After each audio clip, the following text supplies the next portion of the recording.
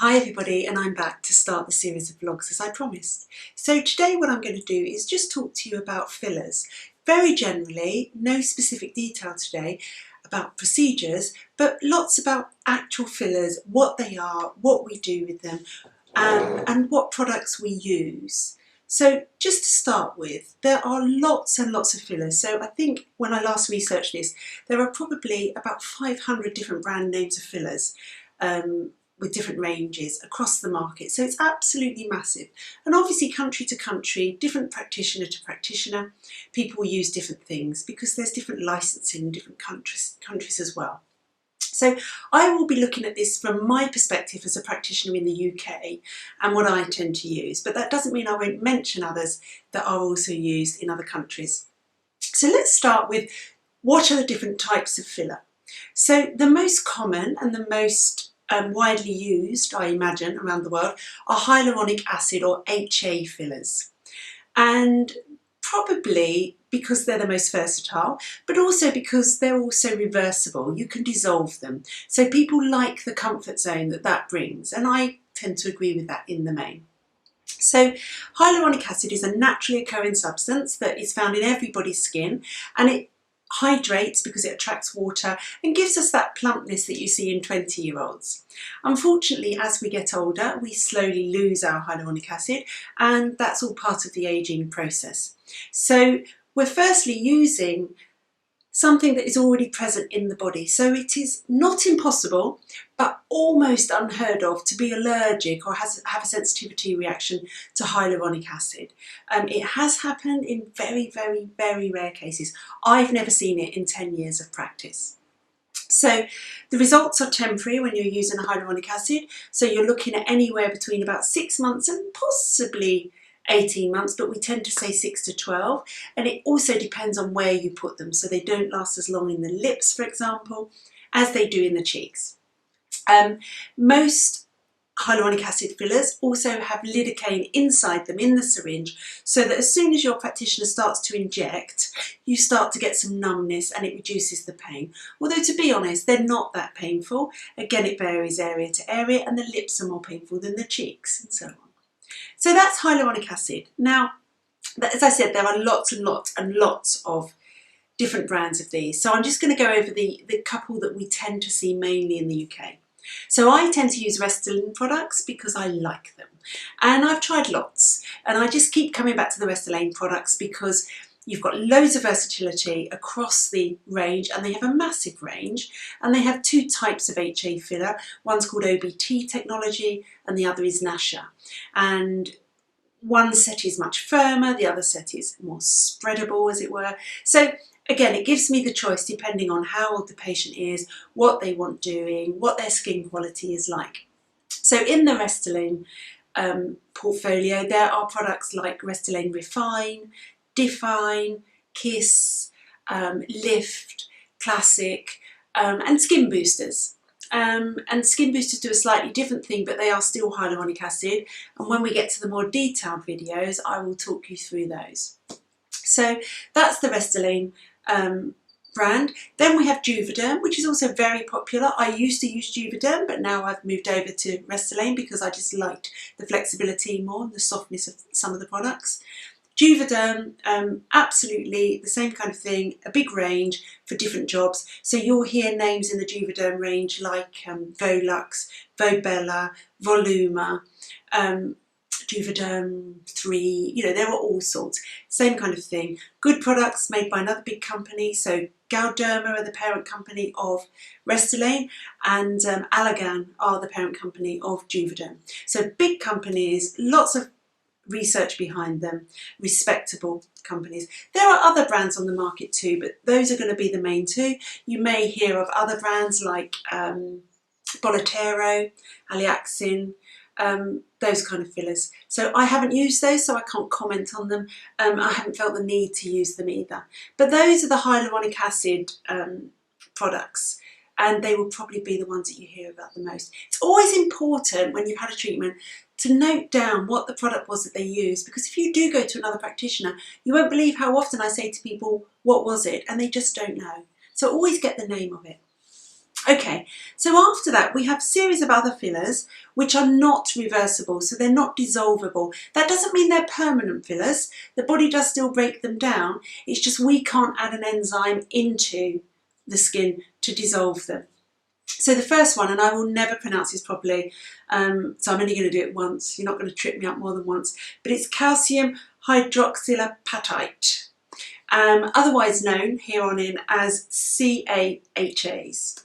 Now, it's another naturally occurring substance. It's found in bones naturally in the body.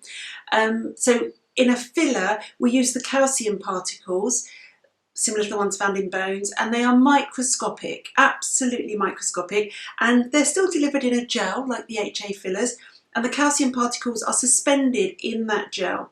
And it's typically thicker and it tends to last longer than an HA filler, generally about 12 months, but a bit longer as well.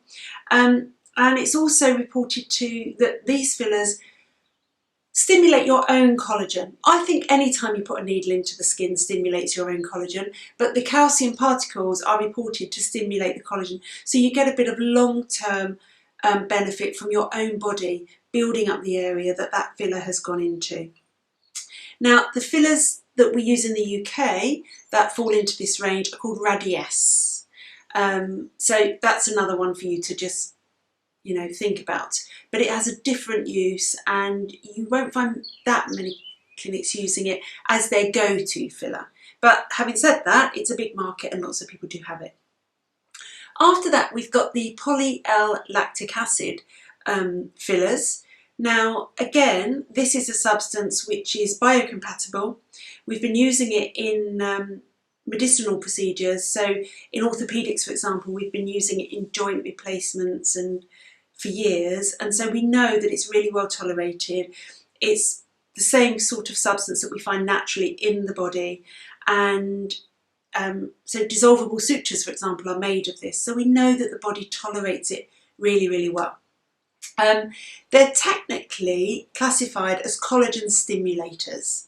So again, the filler is delivered in a gel and it's got little particles in it, and those particles stimulate your own collagen growth. And that really is the basis on which these fillers work.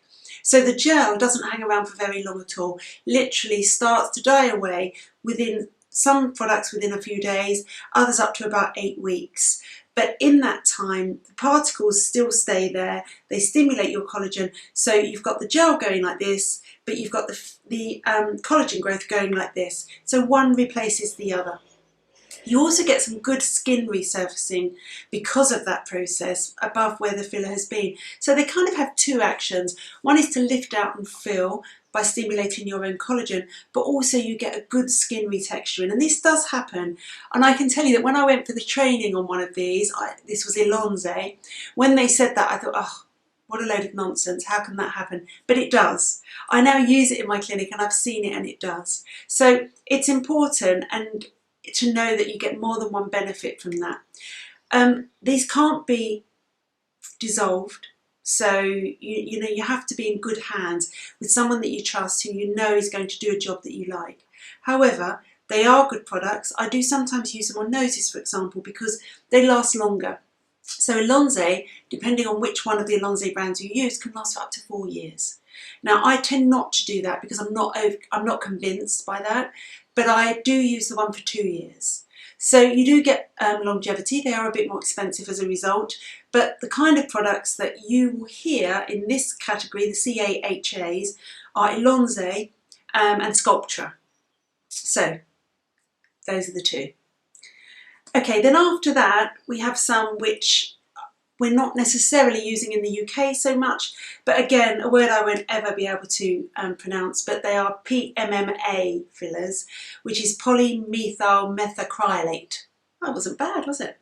Okay, so again, it's a synthetic but completely biocompatible filler that's been used again in medicine for years, so that we know that it's well tolerated, we know that its safety record is okay. You're looking at microspheres, I said the hard one, not the easy one, which are again delivered in a gel, and they sit just under the skin and they kind of act as scaffolding. They support the tissue, and that's how they work, lifting out lines and creases. This is approved in the States. It's an FDA approved product, and the name is Belafil.